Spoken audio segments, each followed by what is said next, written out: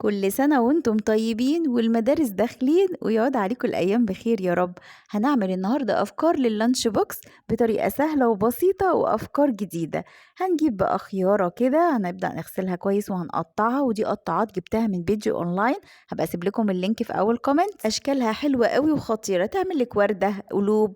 هنا بقى تفاحية برضو بدأت ان انا اقطعها بالقطعات دي، شكلها يجنن. وكنت عاملة بقى النايتي دي في البيت، وعندك علبة الصوصات او علبة الزبادي توست بقى، وابدأي حطي اي نوع جبنة، اي حاجة عندك. انا حطيت جبنة بيضة وبدأت ان انا اقطع التوست كده نصين بالشكل ده، او تقدري تقطعيها بالقطاعة.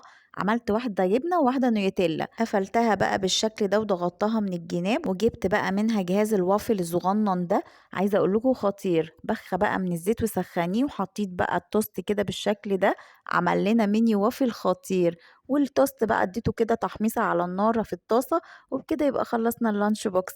شوفي بقى كمان اللانش باج بتاعه خطير ازاي، بياخد لحد 3 لتر.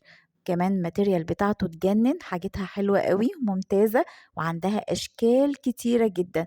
عندها كل الاشكال وكل الالوان وكل الاحجام، من اول لتر لحد 3 لتر. بصي الوانها خطيرة ازاي، وكمان الباطل الازايز بتاعة المية كل الاحجام، كمان عندها ماركة بنانة تجنن.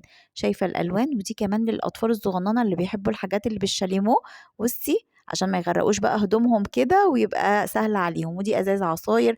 الازازة بقى اللي خطفت قلبي هي الازايز الرياضية بقى السيليكون دي، مش عايزة اقولك بقى ما بتاخدش مكان، وكمان صغننة تكبر وتصغر في ثواني. وكمان عندها علب بقى الصوصات او علب الفاكهة الصغننة، وكل انواع بقى الازايز الصغننة بتاعت البيبيهات. الاطفال بقى اللي رايحين النيرسي او الحضانة داخلين بري كيجي او كيجي، عايزه اقول لكم خطيره وجميله جدا، شكلها شيك قوي. ودي بقى شوك كده كيوت صغننه كده عشان يحطوا بيها الفاكهه وياكلوها. هسيب لكم اللينك في اول كومنت. ولو عايزين افكار كتير كده لللانش بوكس والمدارس اكتبوا لي في الكومنتات. ولو عجبك الفيديو لايك وشير وسبسكرايب لقناتنا. باي باي.